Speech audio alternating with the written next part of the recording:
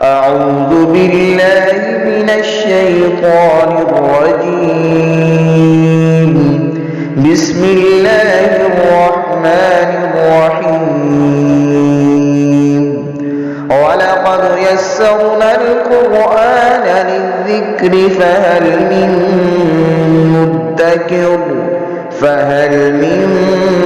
مدكر.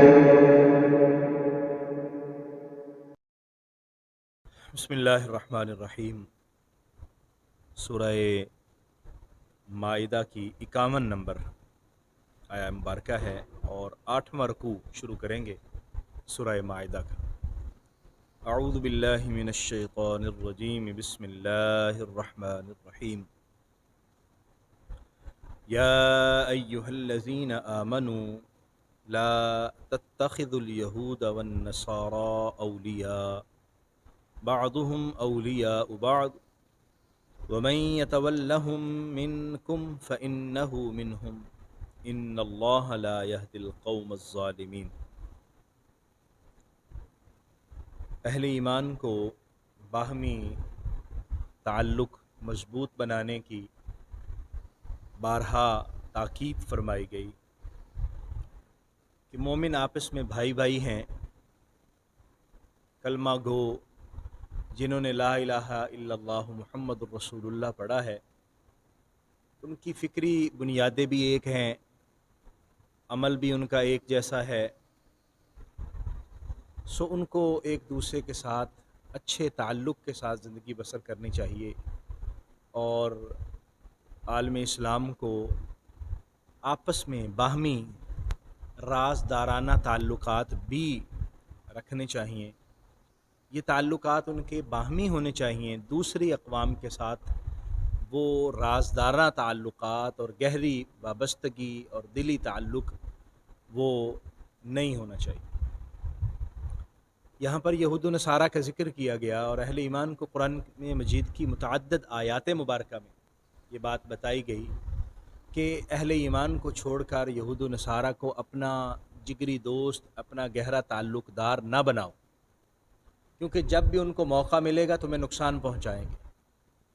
کچھ چیزیں ایسی ہیں کہ ان کی زبان پہ آ جاتی ہیں، ظاہری طور پر پتہ چل جاتا ہے اور وہ کہہ دیتے ہیں، لیکن ان کے دلوں کے اندر نفرت اور بغض اس سے بھی زیادہ ہے. سورہ آل عمران کے اندر ہم نے اس بات کا تذکرہ پڑھا اور یہاں بھی یہ بات سمجھائی جا رہی ہے. یا ایہا الذین آمنوا، اے وہ لوگو جو ایمان لے آئے ہو، لا تتخذوا الیہود والنصارى اولیاء، تم یہود و نصارہ کو اپنا گہرا دوست نہ بناؤ. بعضهم اولیاء بعض، وہ ایک دوسرے کے دوست ہیں، وہ ایک دوسرے کے ساتھ اپنے مضبوط تعلق رکھنے والے ہیں. ومن یتولہم منکم فإنہ منہم، جو ان سے دوستی لگائے گا وہ بھی انہی میں سے ہی ہوگا. ان اللہ لا یہدی القوم الظالمین، بے شک اللہ تبارک و تعالی ظالم قوم کو ہدایت عطا نہیں فرماتا. اور آپ دیکھ لیجئے اس وقت نبی رحمت صلی اللہ تعالی علیہ وآلہ وسلم جب آپ ریاست مدینہ کی تشکیل فرما رہے تھے اور مدینہ طیبہ کے وہ 10 سال جس میں ہجرت کے بعد آپ نے اسلامی ریاست کو قائم فرمایا، اس میں یہود کے 3 قبائل آغاز میں مدینہ منورہ میں رہتے تھے. معاہدہ ہوا لیکن انہوں نے ہر بار معاہدے کی خلاف ورزی کی. مسلمانوں کو جہاں نقصان پہنچانا ان کے لیے ممکن ہوا انہوں نے نقصان پہنچایا، یہاں تک کہ نبی کریم صلی اللہ علیہ وسلم کے قتل کی سازش بھی کی. اور پھر مشرکین مکہ کے ساتھ ان کا گٹھ جوڑ رہا اور جاسوسی بھی کرتے، حضور علیہ الصلاۃ والسلام کے خلاف سازشیں بھی کرتے.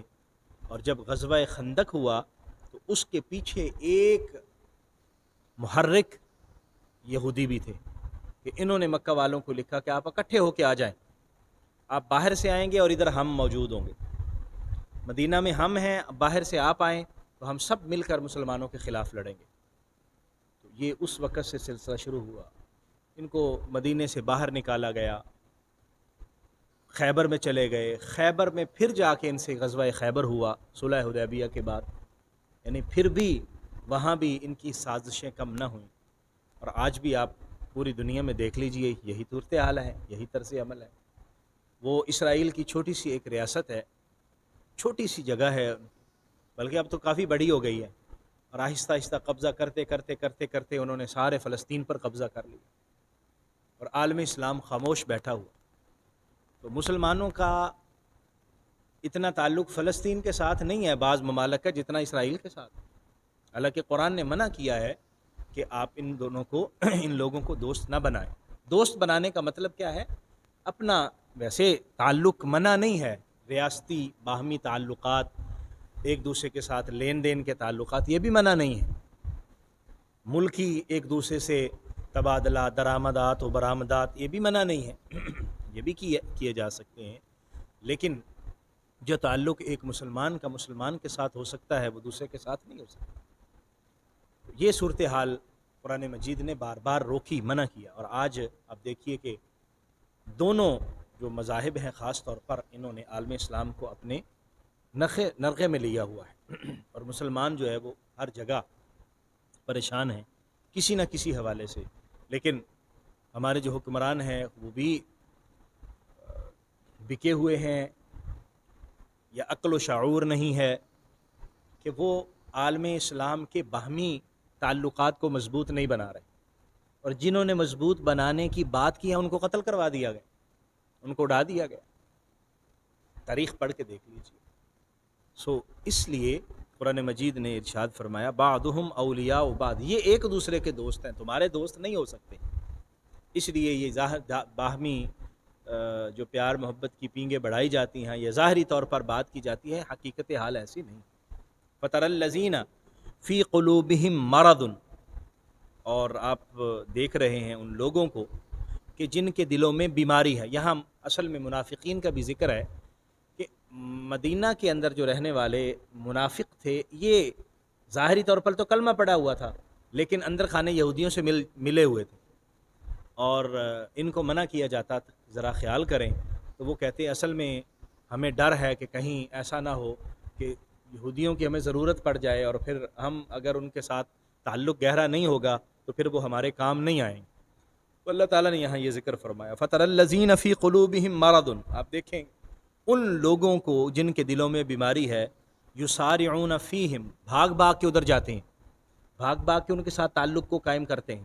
یقولون، اور کہتے ہیں نخشى ان تصیبنا دائرہ، ہمیں یہ ڈر ہے کہ کہیں زمانے کی گردش ہمیں آ لے اور ہمارے حالات خراب ہو جائیں تو پھر ہمارا مددگار کون ہوگا؟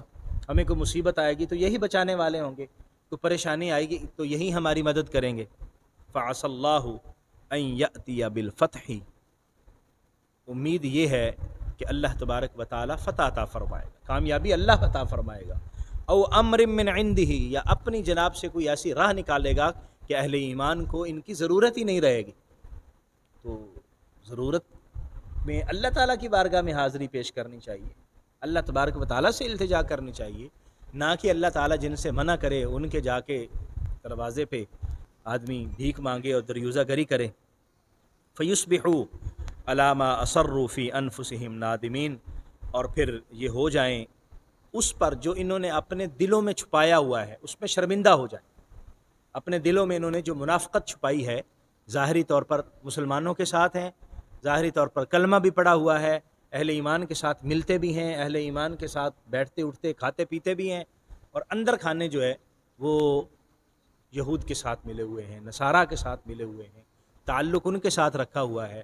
اللہ کریم نے جب اہل ایمان کو فتح اور نصرت عطا فرمائی اور غلبہ اہل ایمان کو عطا فرمایا تو یہ جو اندر منافقت چھپائے ہوئے ہیں یہ پھر شرمندہ ہوں گے، ان کو پھر افسوس ہوگا.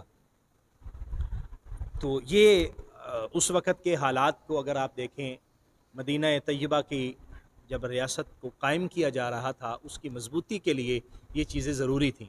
اور آج اگر ہم حالات کا جائزہ لیں تو آج بھی یہ ساری چیزیں ضروری ہیں. ہمیں مختلف طرح سے مختلف چیزوں کے نرخے میں پھنسا دیا گیا، قرض کی جو ہے وہ بھٹی میں ڈال دیا گیا، مختلف طرح سے ہمارے پاؤں کو جکڑ دیا گیا، اور ہم پھر بھی یہی سمجھتے ہیں کہ وہی ہمارے حاجت روا ہیں، وہی ہمارے مددگار ہیں، وہی ہمیں بچائیں گے۔